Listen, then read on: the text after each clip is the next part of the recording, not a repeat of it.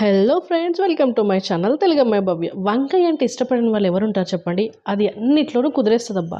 కానీ మీరు ఎప్పుడైనా వంకాయ చారు ట్రై చేశారా ఏంటి? లేదా అయితే ఒకసారి ట్రై చేసేయండి, సూపర్ ఉంటుంది. చారు కాబట్టి వంకాయలు ఎక్కువ పడవు, ఒక 5 అయితే సరిపోతుంది. అలా కట్ చేసుకొని పక్కకు పెట్టేసుకోండి. ఇప్పుడు చింతపండును ఒక పావు గంట నానబెట్టి దాన్ని కూడా బాగా గుజ్జును నలిపేసి మిగతాదంతా పక్కన పెట్టుకోవాలి. ఇప్పుడు చారుకి కావాల్సినంత వాటర్ క్వాంటిటీని అయితే యాడ్ చేసుకోవాలి. ఇప్పుడు దీంట్లోనే మనం ఒక స్పూన్ ఉప్పు అండ్ ఇంకో స్పూన్ కారం అనేది వేసేసుకొని బాగా కలిపేసి పక్కన పెట్టేసుకుందాం. ఇప్పుడు స్టవ్ అనేది వెలిగించుకొని ఒక చిన్న బొగ్గును అయితే పెట్టుకుందాం. చారులు అంటే బొగ్గునలు మ్యాండేటరీ అబ్బాయి, ఎందుకంటే అందులో వచ్చే టేస్టే వేరు కాబట్టి. ఇప్పుడు దాంట్లో ఒక స్పూన్ ఆయిల్ అండ్ జీలకర్ర ఆవాలు కూడా కొంచెం వేసుకొని 4 వెల్లుల్లిపాయలు వేసుకొని ఒకసారి సాల్ట్ చేసుకోండి. ఇప్పుడు పెద్ద సైజ్ ఆనియన్ ఒకటి పొడవుగా కట్ చేసుకొని 4 పచ్చిమిర్చి అండ్ కొంచెం కరివేపాకు రెబ్బలు కూడా వేసుకొని బాగా కలిపేసుకోండి. ఆనియన్ ఎక్కువ ఫ్రై చేయాల్సిన అవసరం లేదు, కొంచెం ట్రాన్స్పరెంట్ అయ్యాక మనం ముందే కట్ చేసి పెట్టుకున్న వంకాయలు కూడా దీంట్లో కొంచెం యాడ్ చేసుకొని ఒకసారి కలిపేసుకోండి.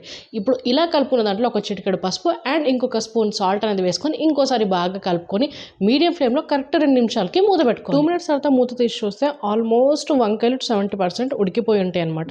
సో చూడండి, ఆల్మోస్ట్ ఉడికిపోయాయి. సో ఇప్పుడు దీంట్లో ఏం చేయాలంటే మనం ముందుగానే ప్రిపేర్ చేసి పెట్టుకున్న చింతపండు వాటర్ అనేది దీంట్లో యాడ్ చేసుకోవాలి. ఇప్పుడు దీన్ని హై ఫ్లేమ్లో 5 నిమిషాలు, లో ఫ్లేమ్లో 10 నిమిషాలు ఖచ్చితంగా మరిగించాలి. ఎందుకంటే చారులు ఎంత మరిగిస్తే టేస్ట్ అంత బాగా వస్తుంది. అలా 10 నిమిషాలు లో ఫ్లేమ్లో మరిగించిన తర్వాత స్టవ్ ఆఫ్ చేసుకోవాలి. అంతే, అయిపోయింది. చాలా సింపుల్గా ఉంది కదా.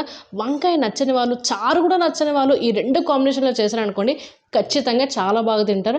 అండ్ ఈ 2 కూడా మన హెల్త్కి చాలా మంచిది. సో మీరు కూడా తప్పకుండా ఈ రెసిపీని ట్రై చేయండి. ఎలా ఉందో నాకు కామెంట్లో చెప్పండి. మీకు అనిపించవచ్చు రెసిపీ పాతదే కదా, ఏముంది స్పెషల్ అని చెప్పి.